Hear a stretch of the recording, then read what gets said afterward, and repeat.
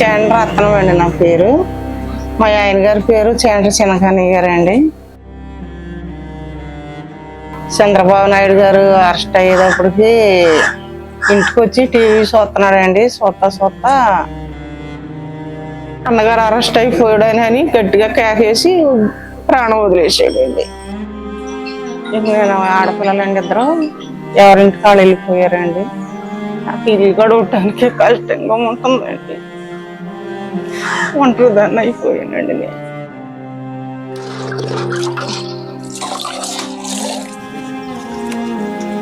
చిన్నపాప భర్త కూడా చనిపోయాడండి. ఆ బిడ్డలు ఒంటరి అయిపోయారండి. ఆ పాప కూడా నా దగ్గరే ఉంటుందండి. 12 దాకా కూడా పని చేస్తే కదా అంత అన్నం పెడతారు. ఆ అన్నం తెచ్చి పిల్లలకి ఇచ్చి నెలకు 2,000 ఇస్తారండి. నాకు 2,000 కూడా సరిపోతలేదండి. నాకు మందులకు కూడా సరిపోవండి. నాకు థైరాయిడ్, షుగరు, బీపీ, అందులోనే మందులు తెచ్చుకుంటాం, అందులోనే బెడ్లను బతికించుకుంటాం అండి మేము. ఆ పిల్లకి భర్త లేడండి. ఆ పిల్లని వేసుకుని నేనే ఆ బిడ్డలు ముగ్గురిని వేసుకుని అలాగే బతుకుతున్నానండి. చేయలేకపోతున్నాను అమ్మగారు, అస్సలు కష్టపడలేకపోతున్నాను.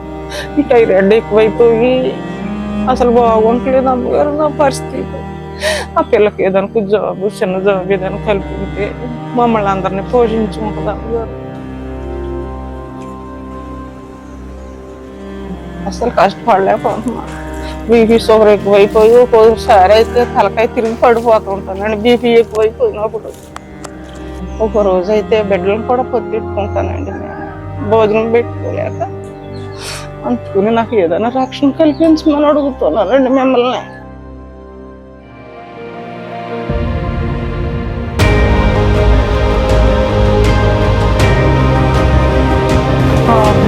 చదువుకుంటున్నానండి. బాగా చదువుతున్నా ఖర్చు కాసు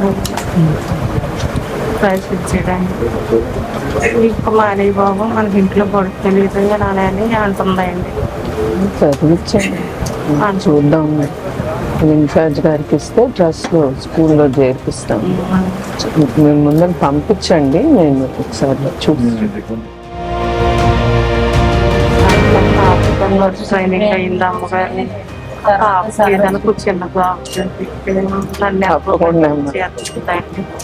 చంద్రబాబు నాయుడు గారు వస్తే ఉద్యోగాలు వస్తాయి, లేకపోతే మీకు తెలుసు. మేడమ్ గారు ఈ రోజు మా ఇంటికి వచ్చారండి. మమ్మల్ని ఓదార్తానికి వచ్చారు. ఇవాళ నా పిల్లలు నేను చాలా సంతోషంగా ఉన్నామండి. ఇవాళ మేము సంతోషంగా ఉంటాం కారణం ఆ అమ్మగారు, అయ్యగారేనండి. మాకు ఇంతకన్నా ఎక్కువ ఏమి కావాలండి. నా పిల్లలకి నాకు ఓదార్పునిచ్చారండి. ఇంకెవరైతే నాకు అలాగే చేస్తారండి. నాకు వెనకాల ఎవరో లేనప్పటికైనా అమ్మగారు, నాన్నగారు నాకు బలంగా ఉన్నారండి.